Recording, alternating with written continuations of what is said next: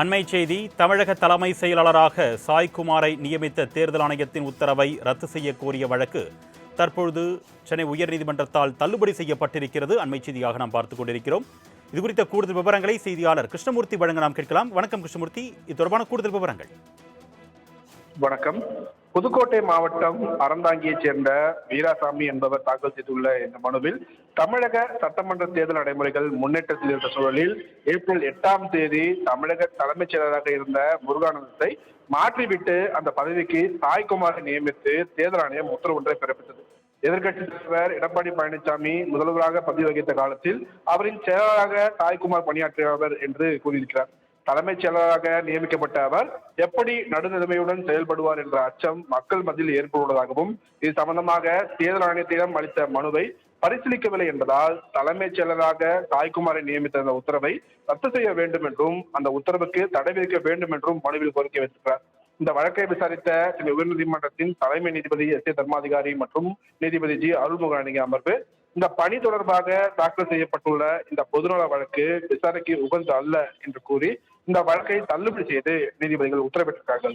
அருணேஷ், கூடுதல் விவரங்களுக்கு நன்றி கிருஷ்ணமூர்த்தி. அண்மை செய்தி. தமிழக தலைமை செயலாளராக சாய்குமாரை நியமித்த தேர்தல் ஆணையத்தின் உத்தரவை ரத்து செய்ய கோரிய வழக்கு தற்பொழுது சென்னை உயர்நீதிமன்றத்தால் தள்ளுபடி செய்யப்பட்டிருக்கிறது. அண்மை செய்தியாக நாம் பார்த்துக் கொண்டிருக்கிறோம். இதுகுறித்த கூடுதல் விவரங்களை செய்தியாளர் கிருஷ்ணமூர்த்தி வழங்க நாம் கேட்கலாம். வணக்கம் கிருஷ்ணமூர்த்தி, இது தொடர்பான கூடுதல் விவரங்கள். வணக்கம்.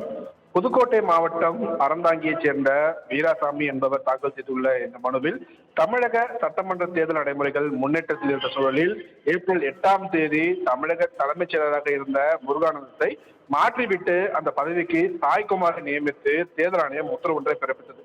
எதிர்க்கட்சித் தலைவர் எடப்பாடி பழனிசாமி முதல்வராக பதவி வகித்த காலத்தில் அவரின் செயலராக சாய்குமார் பணியாற்றியவர் என்று கூறியிருக்கிறார்.